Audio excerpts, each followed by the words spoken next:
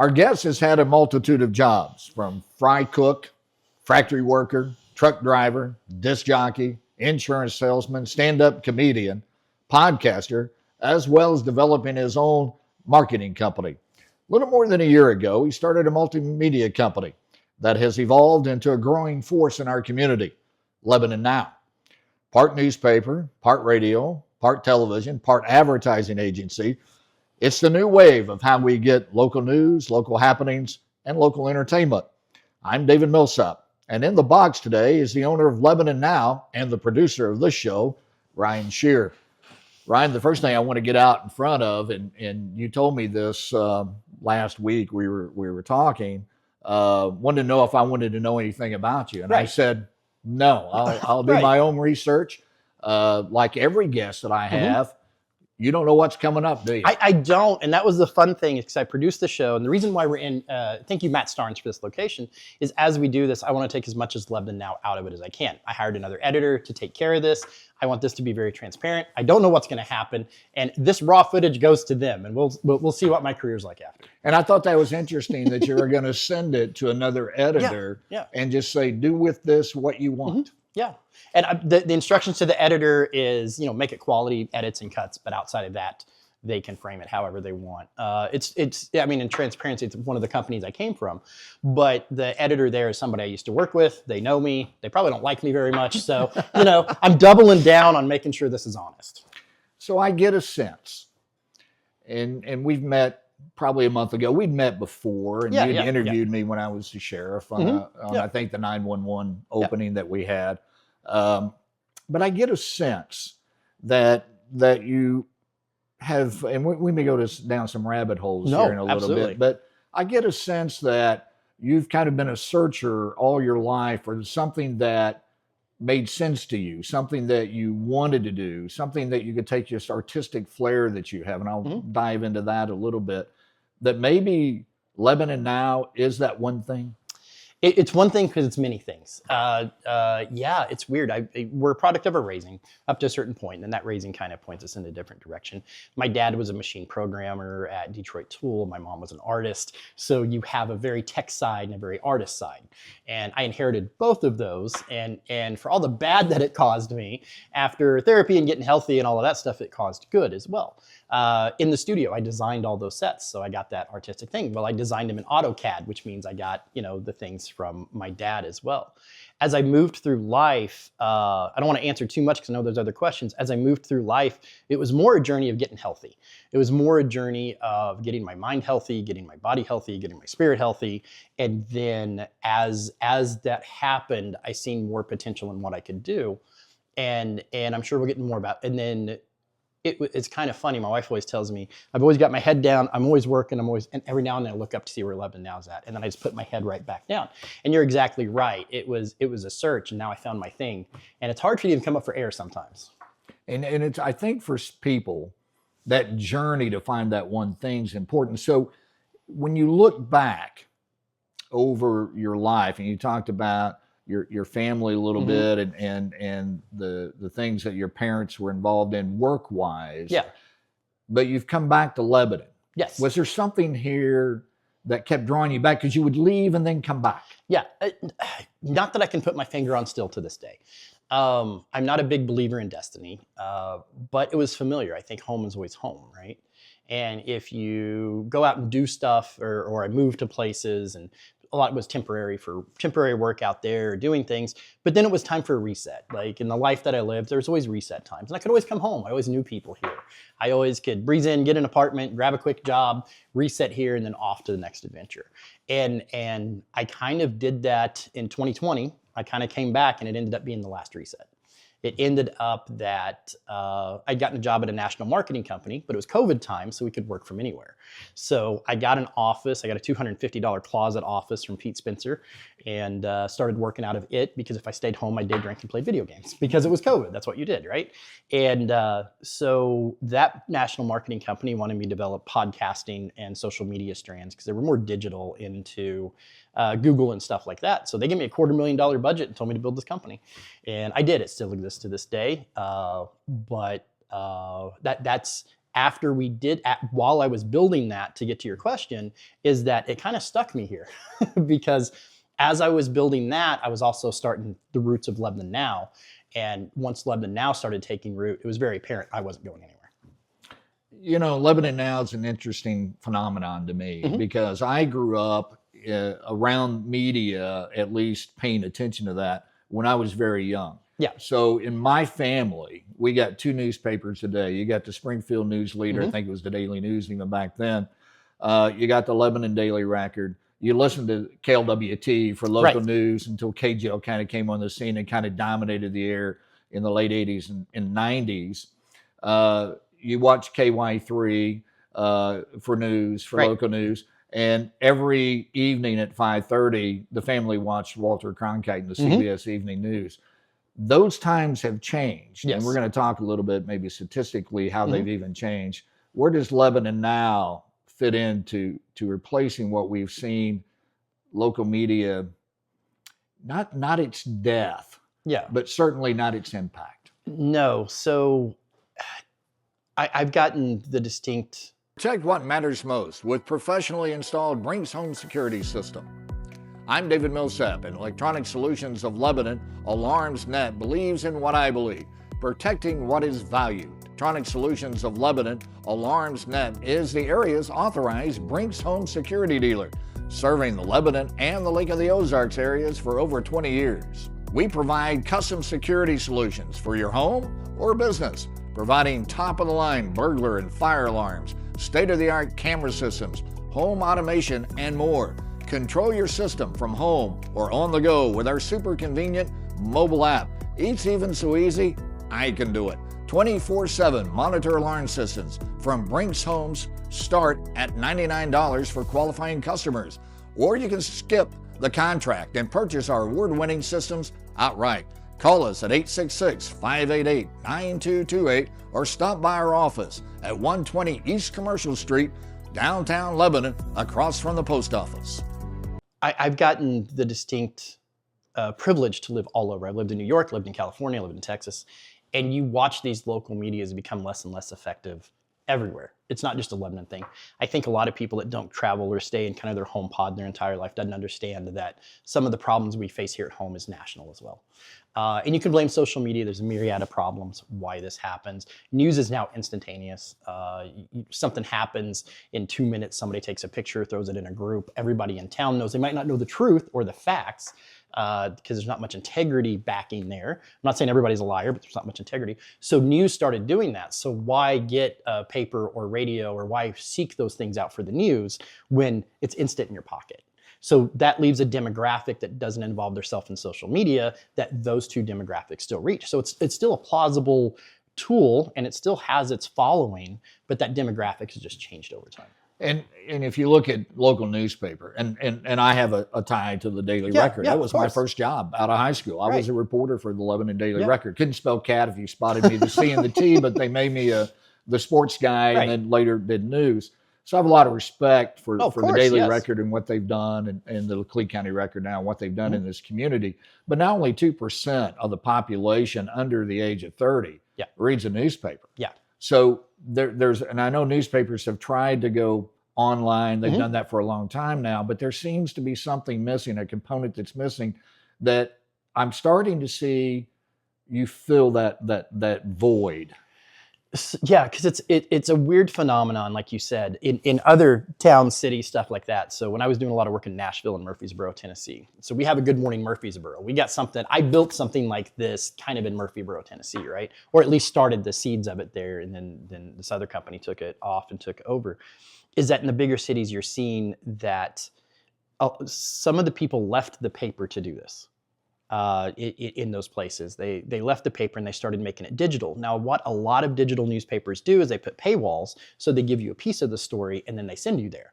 Well, if you have multiple medias in a strand, somebody's going to do it for free, right? And then you can pay for your paper two ways. You can pay for subscription to get past that wall, or you can do it by sponsors.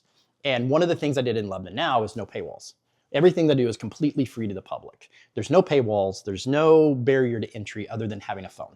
And that's free, and then I pay for it with sponsors. So once you start getting that free media, you start losing any subscription media. It just becomes the alternative. I want to go back to you growing up in Lebanon, and what were your influences in Lebanon, and that drove you to where you're at today? Some positive, some negative, to be real honest. Going back to the Daily Record, we grew up with the Daily Record. I grew up listening to ball games on 103.7. I grew up, it was impactful. I am glad to hear that. Yeah, no, absolutely, 100%. I grew up, like the media was such an influence because that's what brings a small town together. So as I travel and bounce out and come back in, as local media has lost its effect or appeal or whatever you want to call it, I noticed there was a drifting in society as well in these places. So when I started doing Lebanon Now, I remember back to the times I was in the paper for positive things. I was in the paper for positive things. When other people, and that feeling that you got, oh, I'm getting ready to walk into the radio station, I'm getting ready to be in the paper, that influenced me a lot when I realized people were losing that. When I was started, I'm marketing, so I started dealing with the paper and radio and seeing that just as a structurally it had lost its luster. So when I look back to my youth and seeing that luster, when I was doing Lebanon Now, I wanted to bring that back. I wanted to make people nervous to be involved. I know that's kind of a weird marker. So when people walk in my studio or like, oh, I'm going to be on Lebanon Now, or I hear people nervous because they're going to be interviewed or on my station, that was my influence, like going back to there.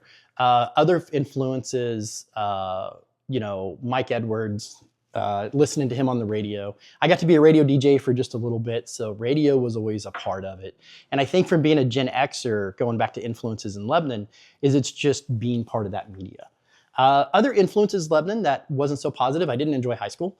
I didn't enjoy going and getting my education at all. It was torture to me. So that made me kind of seek out alternative education. That kind of made me seek out different ways to learn things, because any structured school thing, if anybody's met me, they know I have ADHD and got diagnosed later in life, any structured hated it, or I hated any sort of structure. So that influenced me, and my experience in high school influenced me to learn by doing instead of learn by structure. So I never went to college. Speaking of your hyperactivity, yes, the first time that you interviewed me, and again, I think it was the opening of the 911 center. You've set up the camera, which is your phone, by the way. We'll get to this tech stuff in a little bit, and I'll let you talk about that. You ask me a question, I start to answer the question, you walk away. Yeah. And I'm like, well, I guess if he doesn't come back, I'm getting an iPhone. But well, you're the sheriff. You're not going to steal anything. Yeah, exactly. Right? But that has to play well a lot of times in your creativity. Yes. But to stay focused on business, that's got to be an issue at times. I think everybody gets gifts, right? We get to do this, but we're not good at this. What's that saying? God doesn't give with both hands, whatever you want to say, right? So yes, my creativity is massive. My structure and attention is minimal. And it's a struggle. One of my very good friends, Brian Hash, I was struggling with this when I just started Lebanon Now, and he goes, look, you can hire people to do that. You don't try to do everything. And I did. I went out and I got assistants and I got people that kind of helped me with that structure. One of the other things I would say is why I walk away, and I probably shouldn't have with you, is that a lot of people get nervous if I watch them. Right? So if I turn the camera on, I turn my back or take a couple steps away, they don't look at me, they look at the camera. So it's just kind of one of those things I've learned through. Well, and not that it bothered me, because I've done 1,000 interviews, and you can set up the cameras. My son once told an audience he was talking to, he goes, I'm not my dad. As you know, my dad can sit there and talk to that doorknob all day. So that wasn't a problem. I want to go back to, because I think there are people in our lives, and a guy by the name of Charlie Plum talks about this in motivational speakers, that talks about packing parachutes. He was a Navy pilot shot down in Vietnam. And after he was released from 6 years in a POW camp, he met the guy that packed his parachute. Yeah. And he said, throughout your life, you have people that pack your parachute. For instance, for me, on the media side of things, Ann Stewart was the drama teacher at Lebanon. Mm-hmm. We did a radio show called Jacket Journal back in the day. The first of its kind in Lebanon. Was on KLWT. Ron Walston was the managing editor of the newspaper, hired me out of high school because he knew me from doing some announcing stuff and said you could probably write sports. There's got to be somebody there that packed your parachute. You talked about Mike Edwards. Yeah. But who else is there? It's going to be a weird, or it's going to explain everything. George Carlin. Yeah. That would be it. George Carlin would be the one that I go back to that helped keep me, if I understand your question correctly, that I have a lot of opinions. You have a lot of opinions, right? But going back, because when I was a stand-up comedian, he was my idol. I learned everything that he knew, learned the way he talked, learned his inflections, back when he was a hippy-dippy weatherman in the 50s, all the way to the 7 Dirty Words, all the way to him being a grumpy old man in his last special, right? I learned everything, and the way he looked at the world made sense to me.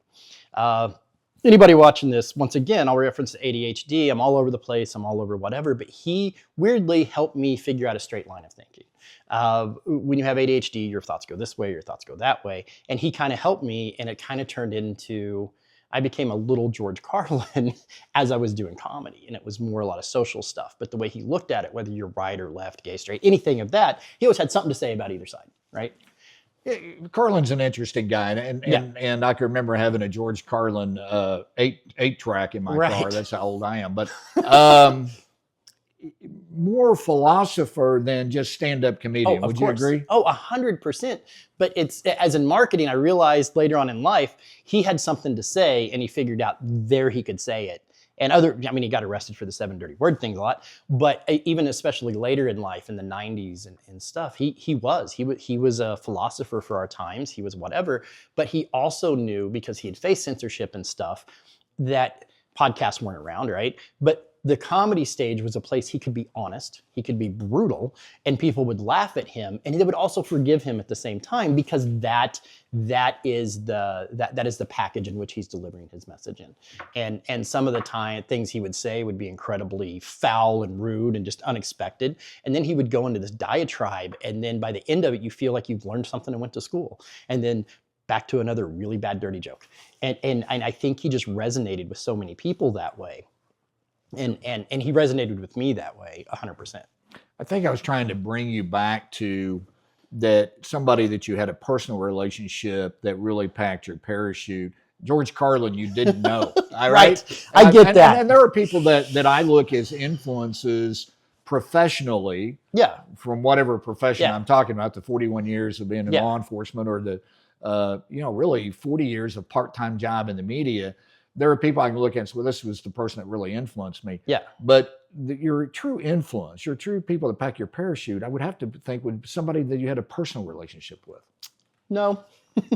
That's interesting. No. I find that interesting. It's one of those things, and I promise to be honest in this interview, I don't have a great relationship with my family to this day. Didn't when I was there, didn't to this day. It's a small town. I don't want to disparage anybody, but we don't, right? My grandparents passed away in 2018. They passed away 6 months away from each other. They were my rock. They were the people. And for packing a parachute, they would have kept me, they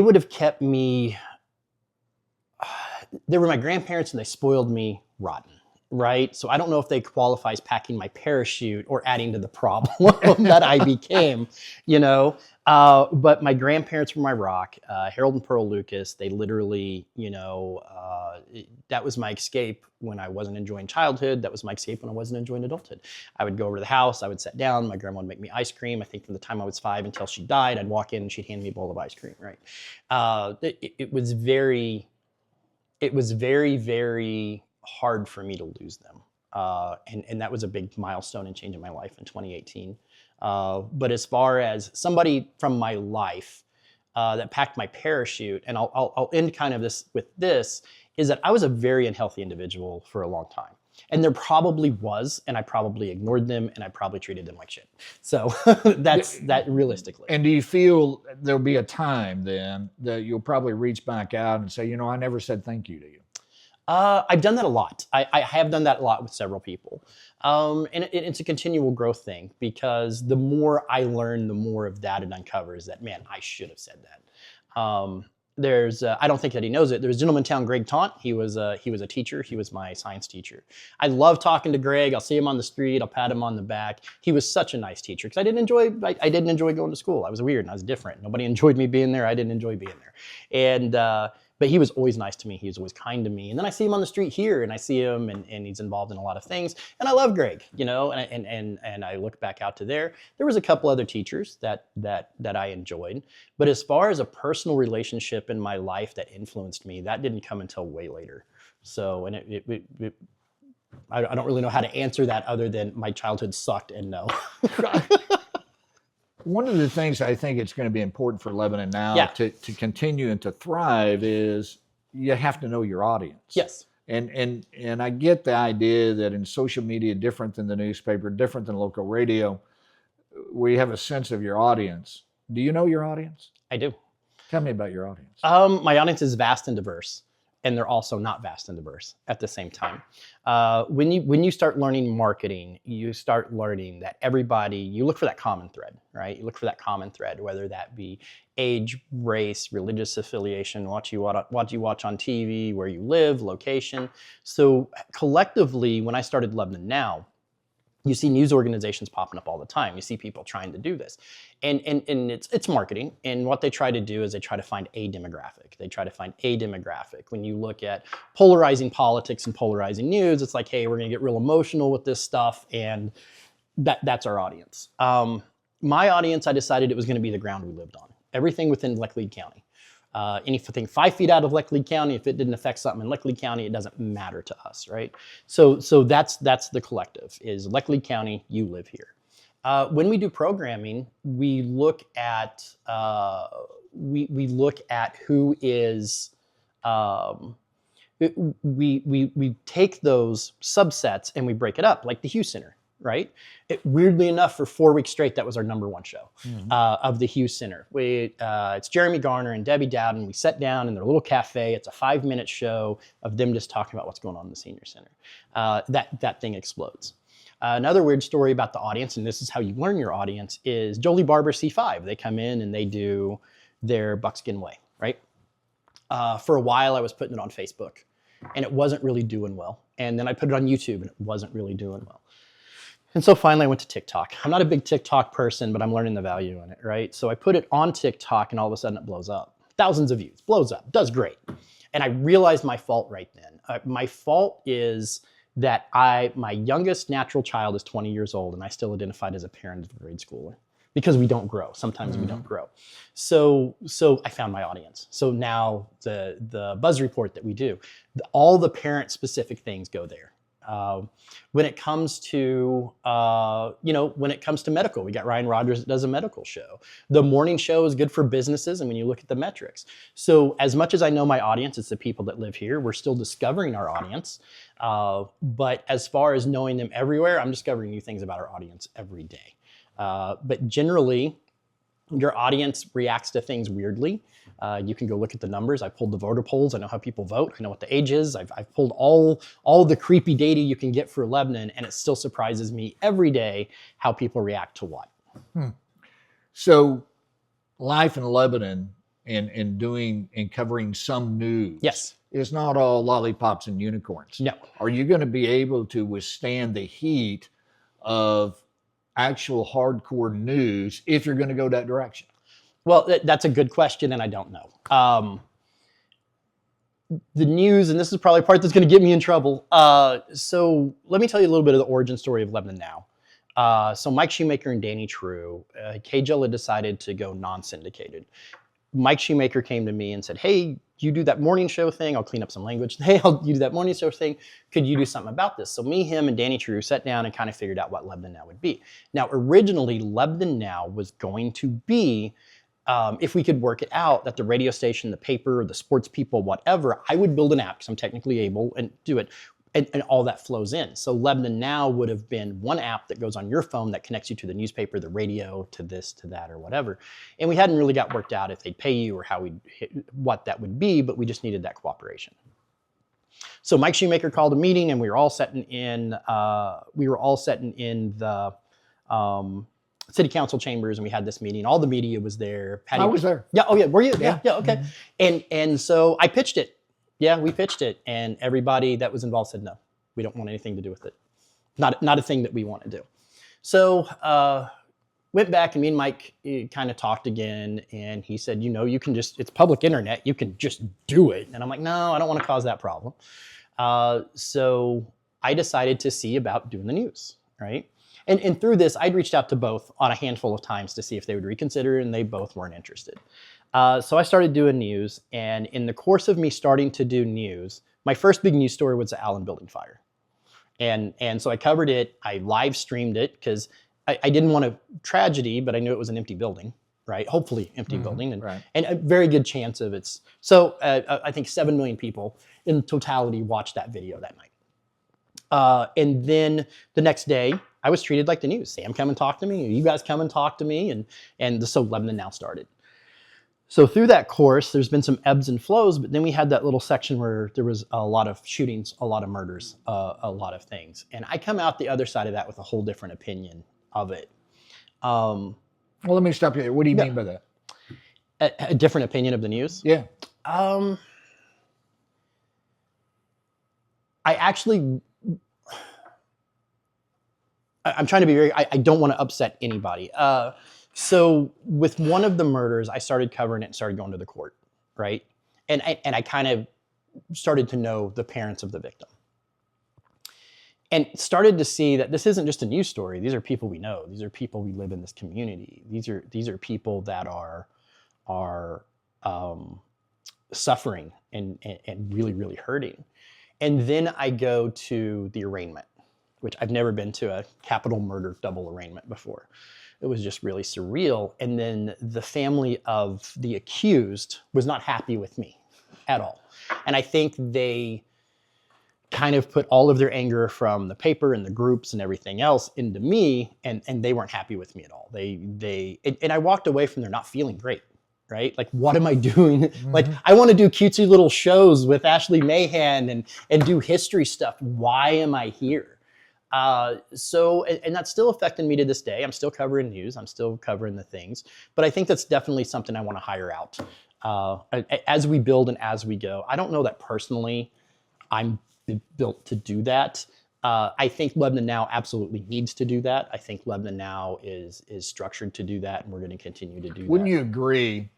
And to give those that are not kept up. Yeah. So almost 2 years ago now, KJL decided to get out of the local radio business and be syndicated. KTTK, which is a station I'm affiliated with, so I'll throw that out, has tried to fill some of that void. But it's a part-time staff. To do full-time news, you need full-time news people. Yes. And the newspaper, and again, I have a lot of respect for Dalton Wright, and gave me my first real job. And I do too. They're down to 2 reporters, where when I was there in 1979 to 1980, before I went to college, it was a newsroom of about 5 people covering, and everything had to be local. Front page had to be local. Sports had to be local. Except for the Cardinals, Royals, Tigers, and Bears. So I guess my point is that there is a void for somebody to come up here and go, we'll tackle the tough stories. Yes. Yeah. Is Lebanon Now going to be that? Yes. One of the things I've learned in life is I have the capabilities to pretty much rhino through anything. It used to be my nickname. And it's something that I do want to hire out. I do want to find somebody that is capable to take that mantle over. But yes, we'll continue to carry that mantle until we find that person to hire, because we started 9 months ago. Right. And one thing I've always wanted to do is be a good employer if I have to be an employer. Right. So it's one of those things that before I start taking on actual employees, we've done contract work with other employees and stuff like that. But before we go down the role of an hourly employee, stuff like that, I want to be stable enough to make sure to pay that person and then not get laid off in 3 weeks or them tank the company because I'm trying to do that. So for now, we get to do that. But you would agree that there's a void in our community right now of a news organization that really wants to take on hard news. Yes, because the problem with that, and I think I understand your question now, we know everybody. I know everybody, right? And I have a good relationship with the city. So if I come out against something on the city, is that going to destroy my relationship with the city, right? If I come out against something, if I have a good relationship with you and I have to come back and go, XYZ happened and involved David, are you still going to be my friend? Right. Is that, can I walk like there was an incident in the national news earlier this month, and it set off a lot of people here in town. And they were messaging me going, why aren't you? I'm like, it doesn't affect Lebanon. It doesn't affect us. And that's why I'm not covering it. So then there was a vigil held, and I covered it the best I knew how, which was, here's kind of the third part, George Carlin, here's kind of the third party overview. I got 50 messages in my inbox telling me I was wrong. Right. And I'm sitting there and I'm looking at it going, I don't want to argue with anybody. I don't want to fight with anybody. And when you start covering those hard news things, and when you do, just like that family getting mad at me and just like this, it adds a whole new dynamic. Not that as a human being, I can't stand it. I'm okay with people not liking me, more okay than I probably should be. I'm not okay with how it makes me feel. Of knowing that I really want, and this sounds so hippie, and I do mean it, I don't want to add to the discourse in our community, right? And some of the things that we do, if we cover political or we cover hard news or we go after people, I feel sometimes is adding to that discourse. Well, let me stop you there, because there are other sites in Lebanon. Yes. And they allow for what I call misinformation, and I don't follow them very much. Every now and then it pops up on the feed somehow. Somebody shares it, and I look at that and I go, "This is the problem with social media. Everybody becomes a talk show host or a journalist who should have taken a civics class in high school." Yes, but there's still that need for that that voice of, this is the story, and here's the hard question, and I'm going to ask that. Right? Would you agree? Yes. No. I agree 1,000%. So when I teach leadership, and I teach it for people in business, but in a lot of law enforcement leadership, obviously, I always bring out my phone. And I said, the people that developed this phone, which is a Samsung S22, whatever, they have forgotten they even made this, because now they're on to the next thing or next vision. In Proverbs, it says, without vision, the people will perish. What is your vision for Lebanon Now? So it goes along with the tech stuff, right? When we're talking about newspaper, we're talking about radio, we're talking about other things. They have a whole lot of overhead, right? They have a ton of overhead. They got a building, they got staff, they got all of this. One of the things, if you could see what I see, there's 3 iPhones on stands, right? Which is an investment of about $1,000 a piece. There's a $250 light and a bunch of time. What I think that Lebanon Now does, and the actual product that this is Now, like the registered product is Now, that we can do a Marshfield Now, we can do a Springfield Now, we can do a whatever. That is a stripped down version of what we're doing here.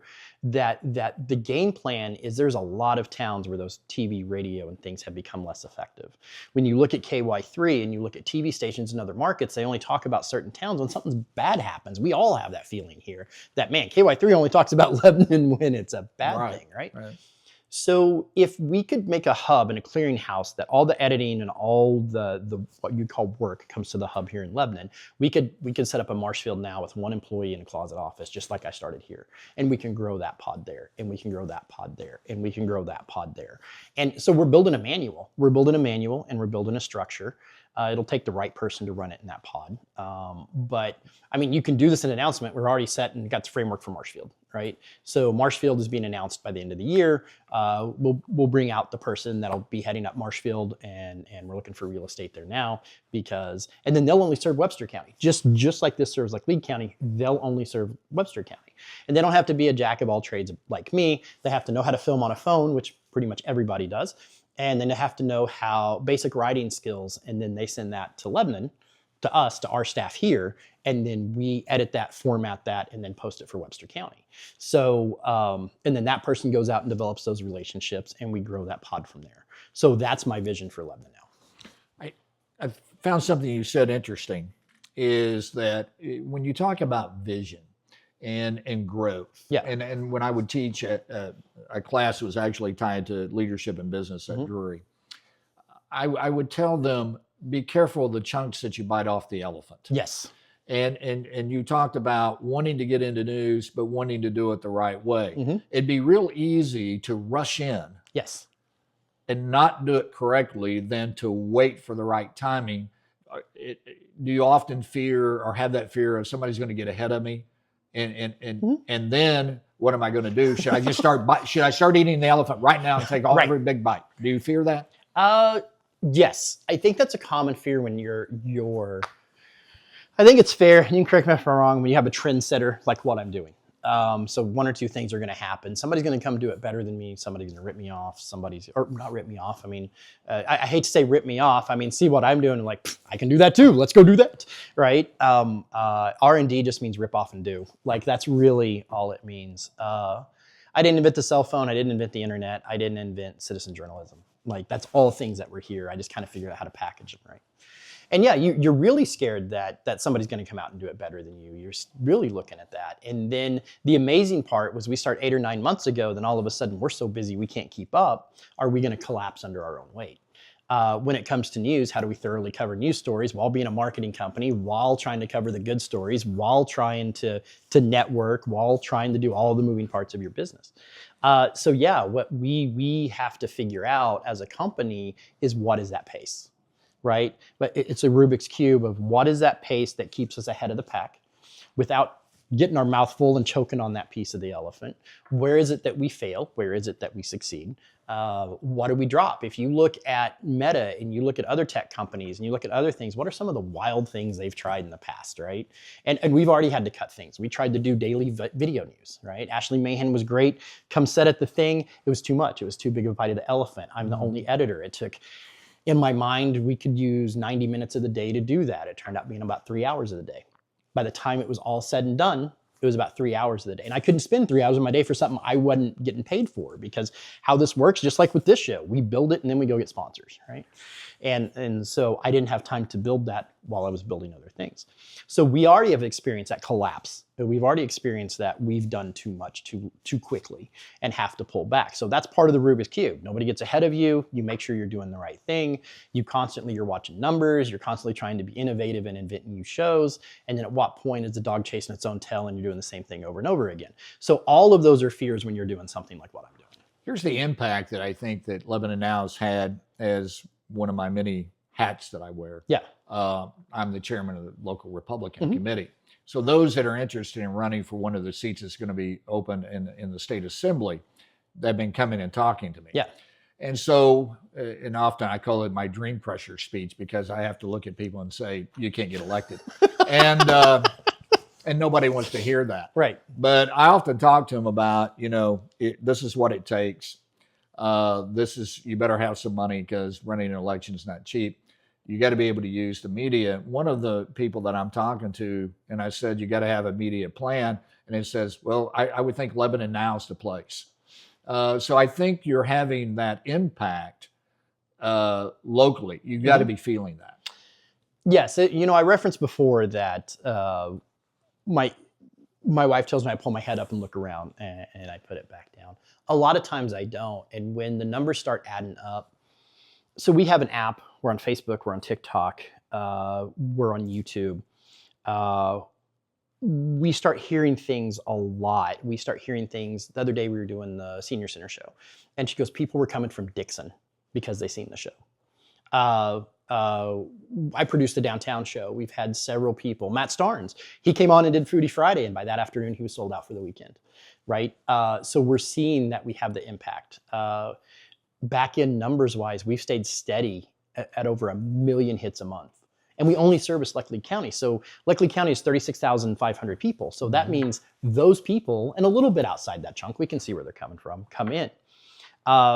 Weird local celebrity status. Everybody knows who I am now. Like before, my wife says, oh, you're so popular. Now it's insane, right? It's literally, you go places and like, hey, I seen the thing and I seen what you did and we like it. I get messages all the time about people, how that meant to them. I just did, you helped me on the Shriner Cart video, right? Man, those Shriners one of them had tears in his eyes and come to me and go, we just feel bigger now. We just feel great. That thing got 20-some thousand views, right? When you're talking in a local community that's 30,000 people, that's 2/3 saturation by statistic. So yes, I feel it. And there's often times that I can't let that affect what I do. I know I'm having the impact. I know I'm out there. I know what I'm doing, but I got to keep my head down, because resting on your laurels because of just what we said. Sometimes you're scared, sometimes you're whatever, but I'm also really, really obsessive about, I got to keep doing what I'm doing because that's what got me here. And this isn't a destination. It isn't like, oh, I'm at 3 million views, I'm done. No, I've got 22 hours of footage I have to go edit by Sunday, right? So it's 80 hours a week. It's throwing on the coat, coming and doing this with you, taking it off. Jeremy Garner's got something. I got to be back to record with Sadie. So I don't really have time to understand my impact other than poking my head up every now and then and going, oh, all right, well, the ship's still going kind of the way I want it to, and poking my head back down. So we haven't talked about this. And by the way, you talked about the Shriner deal having 20,000. Yeah. I need to talk to my agent. Yeah. But it's the best $50 I spent. Yeah, exactly. You have to compete for advertising dollars. Yes. Yeah. That means, the local radio stations are still out there. The local newspaper is still out there. The other media sources that are somewhat like Lebanon Now. What's going to make you different? If I own a business, how are you going to sell it to me? I'm cheap. Like generally in this economy, I'm sorry, I'm cheap. I feel a little Better Call Saul when I say that if you ever watch that series, because there is sometimes when I'm out filming a commercial, I'm like reassuring the customer, I'm like, remember, you only spent $50 on this. Don't expect, whatever. I came up in this business with small business. My very, very first client, this went through some Lebanon Now, which was Side Hustle Marketing, which was Kit Creative Media, which was Ryan Lucas Graphic Design, which was, all of these iterations. It was all small business, and I was just happy to be doing work, right? So when I was doing graphic design posters for $25, man, I could imagine somebody was paying me $25 to design this silly picture on the internet, right? And so that was 15, 20 years ago. I was doing graphic design. And now I've worked for places like Bass Pro and all of this other stuff. So I have the experience of doing that $25 flyer for a charity all the way up to multi-thousands of dollars worth of work for a big company. I love the small guy. I just love the small guy, right? Brian Hash was my first client in this iteration. I've been doing his marketing for well over 5 years now. And recently I went back to personally handling some of the things that happen on a social media instead of my employees or whatever. And I just realized how much I missed it. So to go back, I'm dedicated to making sure my prices are right at the edge of, we're splitting the cost, right? That me and small business are splitting the cost, that I'm being effective enough to justify my cost, but I'm not overcharging them for what I do. And in that turn, no, I'm not going to go buy me a golden Cadillac because I'm a marketer. I'm literally, for what I give and for that trade-off of what my network does, I'm absolutely the cheapest thing in town. But I'm also arguably in spots the most effective thing in town. And we have a lot of churn. We have people like, I can only do this for 3 months. We had a business in town open that they had the money for me for 3 months. I'm like, that's all we need. And I took them from not having a logo to being open. And at 3 months, they gave me my final payment. We're still friends. If they need me, I'm here. So that's what I would say for people. That's what I would say for people, and why I have the edge is because I've worked from everybody from the small guy to the big guy. I know how to do that. And with what I've done with being in radio, with being a truck driver, with being a factory worker, with being a dad, with being a divorced guy, with being a wreck, with being healthy, I kind of can identify with a little bit of everybody. And I think that helps me mixed with my creativity to, okay, look, you got $500 for 3 commercials. We can take all of those things and we can throw them in a ball and we can get you something effective. And so basically, I'm cheap and effective, to answer your question. I mean, I don't know what else answer to give you. I think that's a good answer. And when you're talking about small business, and I look how over the last, let's say 5 years, and certainly within the last 2 years, Lebanon downtown's exploded. Yes. And all of a sudden, you're really relevant and really a big part of that. Yes, absolutely. And I'm glad to be. Like, that's one of my favorite things about it because, when you're talking about revitalization, so this is filmed the day after the city bought the golf course, right? Mm-hmm. It was something, it's Lebanon Now. I'm not allowed to really have an opinion, so I can't really have an opinion, but you're getting ready to hear my opinion. Is that as Lebanon, when I was growing up here, it looked like The Walking Dead because of the drug use and because of the crime and because of whatever. And this is back in the 80s, 90s and stuff like that.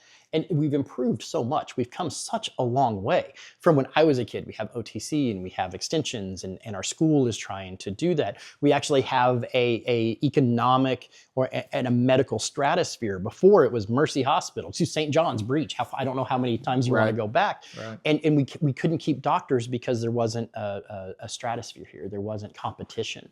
There wasn't Lake Regional and Jordan Valley, and there wasn't competitive pay for medical workers, so we couldn't keep them.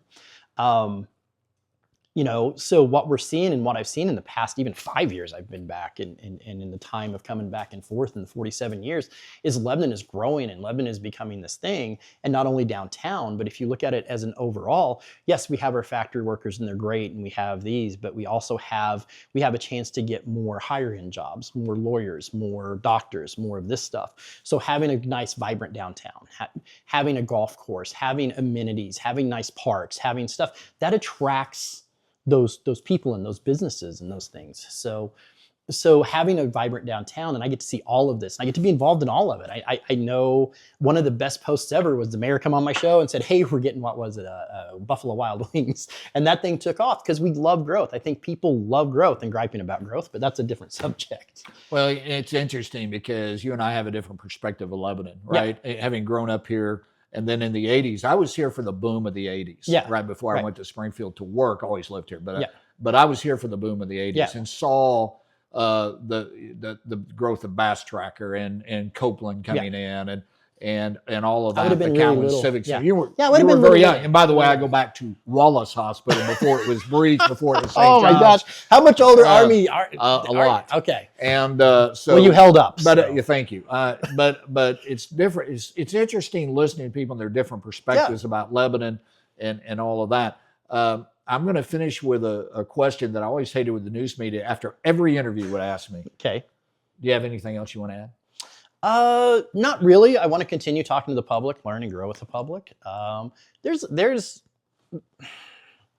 how do I want to say this? There's a lot of rumors about me and who I am and what I've done. I'm weird. I understand that. You're an artsy guy. I know, right?